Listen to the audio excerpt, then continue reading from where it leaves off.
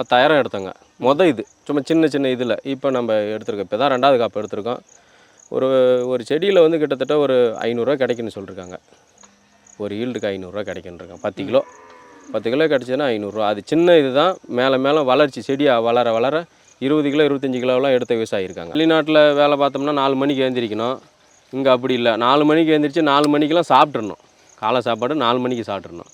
இங்கே அப்படி இல்லை. நம்ம விவசாயம்னா நம்ம எப்போ வேணாலும் இது பண்ணலாம். நம்ம சொந்த வேலை மாரி நம்ம பார்த்துக்கிட்டு இருக்கோம். நல்லா மன திருப்தியாக இருக்குங்க. உட்காந்து பயிர் பண்ணுற மாதிரி இது.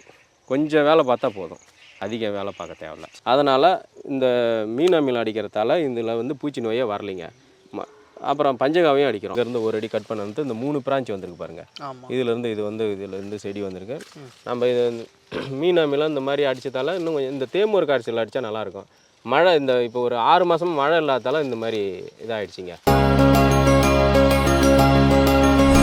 உழவின்றி உணவில்லை நேயலுக்கு ஒரு அன்பான வணக்கங்க. என் கையில் இருக்கிறது வந்து பார்த்திங்கன்னா தாய்வான் பிங்க் கொய்யா தான்.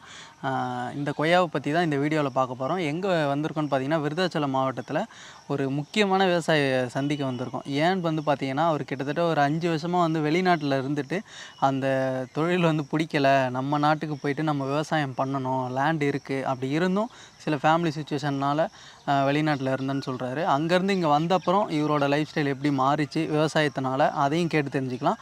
வாங்க வீடியோக்கள் பார்க்கலாம். வணக்கண்ணா. வணக்கம்ண்ணா. உங்களை ஃபஸ்ட்டு நம்ம நேயர்களுக்கு அறிமுகப்படுத்துங்க. இது பார்த்தீங்கன்னா இது கடலூர் மாவட்டம்னா, ஊர் வந்து எடச்சத்தூர், தாலுக்கா விருதாச்சலம் தாலுக்கா. என் பேர் கலியன். சரிங்கண்ணா. இப்போ நீங்கள் வந்து வெளிநாட்டில் இருந்தீங்களாண்ணா? ஆமாண்ணா. எவ்வளோ நாளாக வெளிநாட்டில் இருந்து? நான் ஒரு 5 வருஷமாக இருந்தேண்ணா. மேரேஜுக்கு முன்னாடி? ஆமாம், முன்னாடி ஆரம்பத்தில். அது பிடிச்சதா உங்களுக்கு? பிடிக்கல, இருந்தாலும் அப்புறம் சூழ்நிலை அந்த டைம் இருக்கிற மாதிரி ஆச்சு, இருந்தேன். சரிங்கண்ணா. இப்போ அங்கேருந்து இங்கே விவசாயம் பண்ணணும்னு சொல்லிட்டு தான் வந்தீங்க? ஆமாம், நம்ம ஆரம்பத்திலே பண்ணிக்கிட்டு இருந்தோம். அதை கொஞ்சம் திருத்தி லாபகரமாக பண்ணணும். லாபமாக பண்ணணும் வந்து இங்கே யோசித்து இந்த மொத்தம் எத்தனை ஏக்கர் லேண்ட்ண்ணா? இது 2.5 ஏக்கர் 3 ஏக்கர் வரும். 3 ஏக்கர் லேண்டில் என்னென்ன போட்டிருக்கீங்க?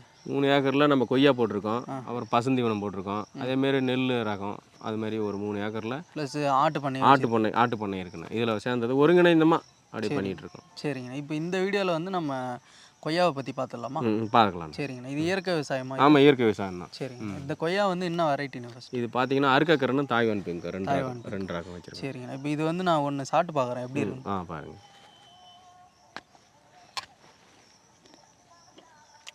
உள்ள பிங்காக இருக்கிறதுனால தான் இது தாய்வான் பிங்க்னு சொல்லுவாங்க. இது அருக்கக்கரன்னு, அது வந்து தாய்வான் பிங்க். செடி பார்த்தாவே சொல்லிடலாம், காய் பார்த்தாவும் சொல்லலாம். ஓ, இதில் இந்த மாதிரி இருக்கிறதுனால? ஆமாம், இல்லை ஆப்பிள் மாதிரி இருக்கும், அது சதுரமாக கொஞ்சம் இதாக உருளையாக இருக்கும். அது டேஸ்ட் இந்த அளவுக்கு இருக்குது. இது அதிக இது அது அந்த ரகம், இது நம்ம நாட்டு ரகம், அதை நான் தாய்வான் ரகம். அதை தாண்டி இயற்கை விவசாயத்துலேருந்து வர்றதுனால இன்னும் டேஸ்ட். ஆமாம், நம்ம மீன் அமிலம் இந்த எருவெல்லாம் பக்கத்தில் கொட்டி வச்சுருக்கோம்.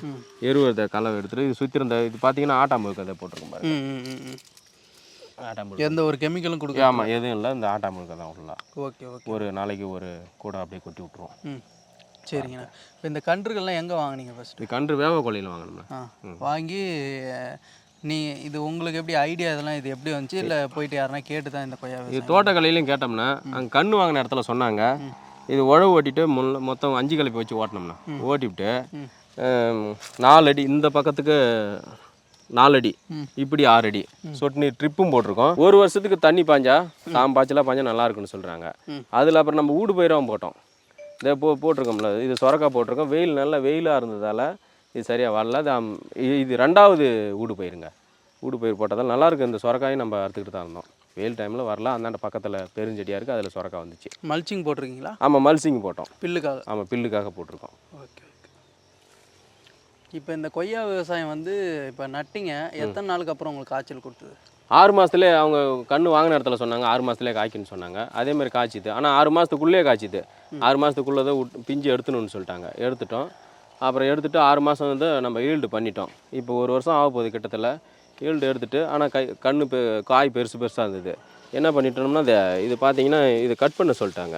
இங்கேருந்து ஒரு அடி கட் பண்ண வந்து இந்த 3 பிரான்ச் வந்திருக்கு பாருங்கள். இதிலேருந்து செடி வந்திருக்கு. நம்ம இது மீன் அமிலம் இந்த மாதிரி அடித்ததால இன்னும் கொஞ்சம் இந்த தேமூர் காய்ச்சல் அடித்தா நல்லாயிருக்கும். மழை இப்போ ஒரு 6 மாதம் மழை இல்லாதால இந்த மாதிரி இதாகிடுச்சிங்க. இது பார்த்தீங்கன்னா நிறையா பிஞ்சு இருக்குது பாருங்கள். இந்த இதெல்லாம் பார்த்தீங்கன்னா பாருங்கள், இது மாதிரி கட் பண்ணால் தான் நிறையா பிஞ்சுகள் உருவாகும். பார்த்துங்க எத்தனை பிஞ்சு இருக்குன்னு, இந்த செடியிலே எத்தனை பிஞ்சு இருக்குன்னு பாருங்கள். நிறைய பிஞ்சு இருக்குது. ஆமாம், நிறைய பிஞ்சு இருக்குது. இப்போ அறுவடை பண்ணிட்டீங்களா? ஒரு அறுவடை பண்ணிட்டோம். இப்போ இது 2வது அறுவடைக்கு வந்திருக்கு. ஓகேண்ணா. அப்போ ஒரு செடியில் எத்தனை கிலோ பறிச்சிங்க? ஒரு செடிக்கு ஒரு 5 கிலோவில் இருந்து வரும். 5 கிலோ 10 கிலோ. நம்ம இது ஒரு வருஷத்தாங்கிறதால மழை இல்லாதால நம்ம ஒன்றும் சொல்ல முடியல. இப்போ தான் செடி நல்லாயிருக்கு. மழை 6 மாதமாக இங்கே இல்லை. நல்லாயிருக்கும் செடி. பார்த்திங்கன்னா ஈல்டுக்கு கிட்ட 10-15 வருஷம் நம்ம வச்சுருக்கலாம், பராமரிக்கலாம். பராமரித்தா 15 வருஷம் நல்லா நமக்கு ஈல்டு கொடுத்துருக்கு. எவ்வளோ நாளைக்கு ஒரு டைம் நம்ம அறுவடை செய்யலாம்? அறுவடை வாரம் பண்ணலாம். ஓகே, வாரம் பண்ணலாம். நல்லா 6 மாதத்தில் ஃபஸ்ட்டு அறுவடை பண்ணிங்கல்ல? ஆமாம். திரும்ப எத்தனை நாளுக்கு அப்புறம் நம்ம அறுவடை பண்ணணும்? அதான் அந்த வெட்டி விட்டுட்டு இப்போ நம்ம இப்போ அறுவடை பண்ணி ஒரு 1.5 மாதம் ஆகுது. திருப்பி பிஞ்சு வந்துருச்சு பாருங்கள். வருஷத்துக்கு 3 டைம் கட்டிங். ஒவ்வொரு அறுவடை முடிஞ்ச உடனே நம்ம இப்போ இந்த பழம் எடுத்துட்டோமா, இங்கே கட் பண்ணி விட்டுறணும். கட் பண்ணி விட்டுட்டா அப்புறம் இதுலேருந்து பிரான்ச்சு வரும். பிரான்ச்சு வந்ததுன்னா அது மாதிரி இது மாதிரி 3 வெட்ட தான் இது வந்து காய் வரும். வெட்டினா காய் வரும்.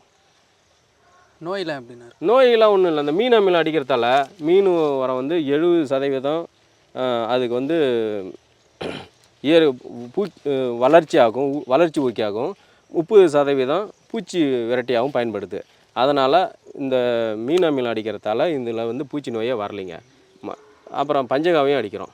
நம்ம பார்க்குறோம், நம்ம பாரில் போட்டிருக்கோம். இது மீன் அமிலம் ஒரு ட்ரம்மில் போட்டிருக்கோம். அதுமாரி வாரம் நம்ம ஸ்ப்ரே பண்ணி விட்டுறோம். இப்போ மழை டைமால் ஸ்ப்ரே பண்ணலை. ஒரு வாரமாக மழை பெய்யுது, அதனால் ஸ்ப்ரே பண்ணலைங்க. ஒரு நல்ல ஒரு இது மெயின்டெனன்ஸ், ஃப்ரீ மெயின்டெனன்ஸ் தான் ரொம்ப அதிகம். ஆமாம், இது வந்து எப்படின்னா இதில் வந்து விவசாயம்னா இப்போ நம்ம நெல் நடுறோம். அந்த காலகட்டத்தில் அந்த 3 மாதத்தில் 4 மாதத்தில் என்ன ஈல்டு வருதோ, நெல் நட்டால் 4 மாதத்தில் அறுவடை பண்ணணும், களை எடுக்கணும். அந்த மாதிரி இது இல்லை. ஒரு ஈல்டு இல்லைனாலும் இன்னொரு ஈல்டுலாம் நம்ம எடுத்துக்கலாம். ட்ரக்கு இப்போ சிறு விவசாயிங்களாம் எல்லாமே ட்ரக்கு வச்சுருக்க மாட்டாங்க. அடிக்கடி நம்ம உழவு ஓட்டிக்கிட்டே இருக்கணும். உழவு ஓட்டணும், களை வெட்டணும். இது அப்படி இல்லை. நம்ம ஒவ்வொரு டைம் வச்சுட்டா 10-15 வருஷம் இது இருக்கும். நம்ம ஒரு வருஷம் இப்போ நம்ம பார்த்துட்டோம். ஒரு வருஷத்தில் ஊடு பயிரும் போட்டு எடுத்துட்டோம். இதில் வந்து சொரக்காய் போட்டோம், பீக்கங்காய், புடலை போட்டோம். நல்லா இருந்துச்சு. அதேமாரி எடுத்துட்டோம். இப்போ இந்த செடிக்கு மட்டும் நம்ம குத்திட்டோம். இந்த பக்கத்தில் மல்சிங் போட்டோம். மல்சிங் போட்டதால் எந்த இதுவும் நமக்கு இல்லை. ஒரு என்னன்னா உட்காந்து பயிர் பண்ணுற மாதிரி இது. கொஞ்சம் வேலை பார்த்தா போதும், அதிக வேலை பார்க்க தேவையில்ல. சரிங்க. இதோட கிலோ எவ்வளோண்ணா போகுது? கிலோ நம்ம 50 ரூபாங்க, 50 ரூபான்னு கொடுக்குறோம். இது நம்ம என்னன்னா இதை நம்ம இந்த வீடியோவை பார்த்துட்டு யாராவது பழைய ஸ்டோர் வச்சுருந்தாங்கன்னா நம்ம இயற்கையில் தான் செய்கிறோம். யாராவது கேட்டாலும் நம்ம கொடுக்கலாம். ஃபோன் பண்ணி கேட்டால் நம்ம அனுப்புறதுக்கு இதாக இருக்குது. நம்ம அதுமாரி இயற்கை விவசாயம் பண்ணுறவங்களும் இதுமாரி வீடியோ பார்த்துட்டு யாராவது கூட்டால் நல்லது. மேலும் இயற்கை விவசாயம் பண்ணுவாங்க. அவங்களுக்கு வந்து அலைய தேவையில்ல. இப்போ 1 கிலோ நம்ம கொடுக்கணும்னா தெருவாக எடுத்துகிட்டு போகணும். அது மாதிரி இப்போ ஒரு 10 கிலோ 20 கிலோ பழ கடை வச்சுருக்கவங்க கேட்டாங்கன்னா கண்டிப்பாக இன்னும் நிறையா பண்ணலாம். இப்போ நம்ம மார்க்கெட் இல்லாதால தான் இது நம்ம பண்ணலாம். இல்லைன்னா இன்னும் 1 ஏக்கர் கூட பண்ணலாம். நம்ம விற்கிற மாதிரியா இருந்தால் இன்னும் அப்போ நம்ம போய் படுவடியாக கடையில் கேட்டோம்னா இப்போ 50 ரூபா போகுதுன்னா 25 ரூபாய்க்கு கேட்பாங்க. அப்போ நமக்கு இதாகும். இது ஆர்கானிக்கில் பண்ணுறதால நம்ம நல்லாயிருக்கும், டேஸ்ட்டாகவும் இருக்கும், மக்கள் விரும்பி வாங்கி சாப்பிட்ணும். அதில் தான் இருக்குது. சரிங்கண்ணா. இப்போ இந்த விவசாயத்தில் வருஷத்துக்கு எவ்வளோண்ணா அப்ராக்சிமேட்டாக லாபம் இருக்குது? ஃபஸ்ட்டில் நம்ம ஒரு 10,000 எடுத்தோங்க. இது சும்மா சின்ன இதில். இப்போ நம்ம எடுத்துருக்கோம். இப்போ தான் 2வது காப்பு எடுத்திருக்கோம். ஒரு செடியில் வந்து கிட்டத்தட்ட ஒரு 500 ரூபா கிடைக்குன்னு சொல்லியிருக்காங்க. ஒரு ஈல்டுக்கு 500 ரூபா கிடைக்குன்ருக்காங்க. 10 கிலோ கிடச்சிதுன்னா 500 ரூபா. அது சின்ன இது தான். மேலே வளர்ச்சி செடியாக வளர 20 கிலோ 25 கிலோலாம் எடுத்த விவசாயி இருக்காங்க. அதுமாரி எடுக்கும்போது நல்லா லாபகரமாக இருக்கும். சரிங்க. இப்போ வெளிநாட்டிலேருந்து இங்கே வந்து விவசாயம் பண்ண அப்புறம் உங்களோட மனநிலை எப்படி இருக்குது? மன திருப்தியாக இருக்கா? நல்லா இருக்குது. நம்ம இப்போ வெளிநாட்டில் வேலை பார்த்தோம்னா 4 மணிக்கு எழுந்திரிக்கணும். இங்கே அப்படி இல்லை. 4 மணிக்கு எழுந்திரிச்சு 4 மணிக்கெலாம் சாப்பிட்றணும். காலை சாப்பாடு 4 மணிக்கு சாப்பிட்றணும். இங்கே அப்படி இல்லை. நம்ம விவசாயம்னா நம்ம எப்போ வேணாலும் இது பண்ணலாம். நம்ம சொந்த வேலை மாரி நம்ம பார்த்துக்கிட்டு இருக்கோம். நல்லா மன திருப்தியாக இருக்குங்க. சரிங்கண்ணா. நீங்கள் ஒரு மன திருப்தியோடு இங்கே வந்து திரும்ப இந்த தொழிலை பண்ணுறது ரொம்ப பெரிய விஷயம்.